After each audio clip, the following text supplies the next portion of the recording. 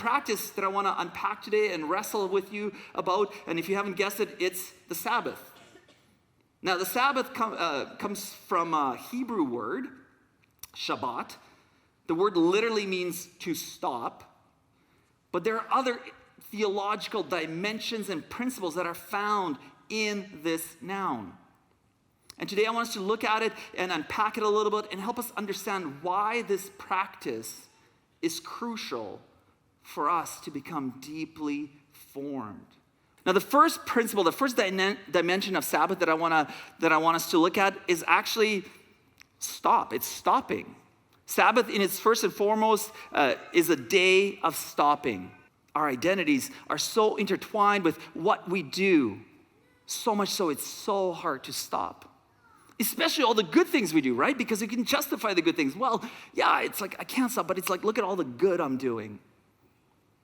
On Sabbath, by stopping, what we learn is that we actually need to embrace our limits.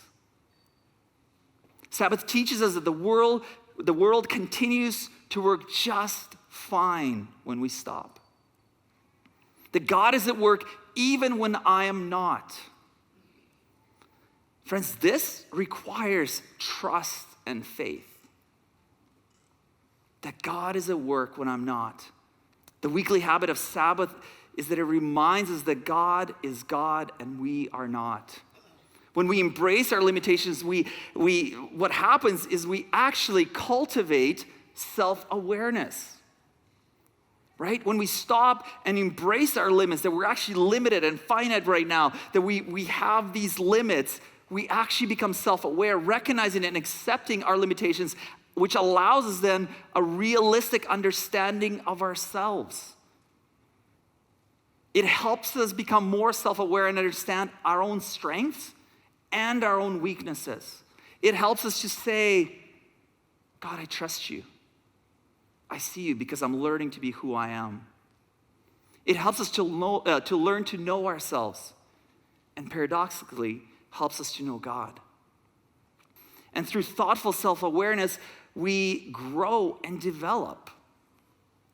Embracing our limits provides opportunity for growth and development. When we recognize that we are not capable of, when we recognize what we're not capable of, or what we struggle with, we actually become creative. Isn't this amazing that this is actually built into who we are in our creation? That this rhythm of life actually embraces and amplifies these beautiful gifts within us. To embrace, to become self-aware, and then to become creative within our limitations. Because friends, limitations birth creativity. Limitations birth creativity within our ability, helping expand our imagination for the world and ourselves. Embracing limits is a catalyst for growth. And this growth develops and helps us cultivate our well-being.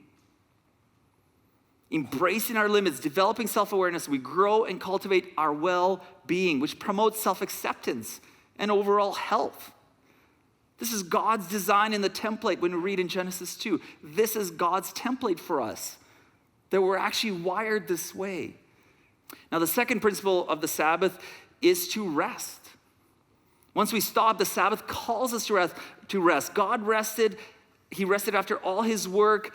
We are to do the same. We're invited into the same template. Our physical bodies need rest. We need break from going and going. We need sleep, recovery, and care. So we must engage with this rest purposefully and physically because our bodies are designed to need sleep and recovery. The rhythm of rest is designed for us to physically recover. But our souls need rest too. And the rest that our souls need is not simply a nap. The rest the soul needs comes with realizing that we don't have anything to prove anymore. We don't have to prove we're important. We actually trust God and recognize that we are enough. That you are enough in who you are. That you are enough in who you are. You have nothing to prove. You are loved and enough by God. You are enough. We live in a culture that says, prove yourself, right? This thinking disconnects us from the reality that work is actually from God and for our neighbor. Can I say that again? It disconnects us from the reality that work is actually from God and for our neighbor. Instead, we believe that work is from us and for us. It is something we pursue and to become who we want to become. Our careers define us. After all, isn't that the American dream, right? We can work our way to significance. And it's worked for people. Now, the third principle of the Sabbath for us to engage with is delight.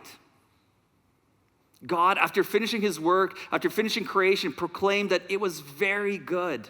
Simply put, God delighted over his creation. The Hebrew phrase communicates a sense of joy, completion, wonder, and play. It's all part of that. It's all in that word. And the delight is rooted in God and given as a template to us. He worked, he stopped, he rested, and he set aside the entire rest period to delight in his world. This is particularly radical in our culture, right? Our desires drive us to conquer, to prove, to produce, to make. And because of that conquering, because of that proving, because of embodying this kind of machinery of proving and conquering, pleasure and delight have been so distorted. So much so that many of us struggle with receiving joy and pleasure. On the Sabbath, though, we are called to enjoy and delight in creation and all its gifts. We are to slow down and pay attention to our food, smelling and tasting its riches. We are to take the time to see the beauty in creation. We're to participate and see one another, not as somebody who's a doer or a worker, but just to see each other as a brother and sister, as a family. We're invited to feast with all our senses in this miraculousness of life. Sabbath delight invites us to healthy play and participation in all things that replenish us and bring us joy. Friends, and finally, the fourth principle, the fourth dimension of the theological noun of Sabbath is to contemplate. To contemplate is to worship. Pondering on the love of God remains the central focus of our Sabbaths. Throughout Jewish and Christian history, Sabbath has included worship with God's people, where we feast on his presence, where we read and study scripture and prayers, where we sit in silence and enjoy God's presence. Every Sabbath also serves as a taste of the glorious and eternal party of music, food, and beauty that awaits us as Jesus promised when we meet him face to face. We're actually practicing for eternity when we worship. On every Sabbath, we experience a sampling of something greater that awaits us. Our short earthly lives are put in perspective as we look forward to the day when God's kingdom will come in all its fullness, and we will enter the eternal Sabbath feast in God's perfect presence. We will taste his splendor and greatness, beauty, excellence, and glory far beyond anything we ever experienced or dreamed. Our joining God in renewal of all things is entering a life of Sabbath. Sabbath is more than just a day. It's not just another task, another to-do reminder on your list. Oh, I better do this or else. Or like, if I don't accomplish this, am I being a good Christian? It's not another task to perform. It's not a thing to do or to prove how holy you are. You are enough. Sabbath is a rhythm of life. It's a way of being in this world. Sabbath is a way of living that recognizes your humanity, that recognizes your limits and says, yes, work, but also rest. Yes, work, but you're not defined by it. Your identity is who God says you are.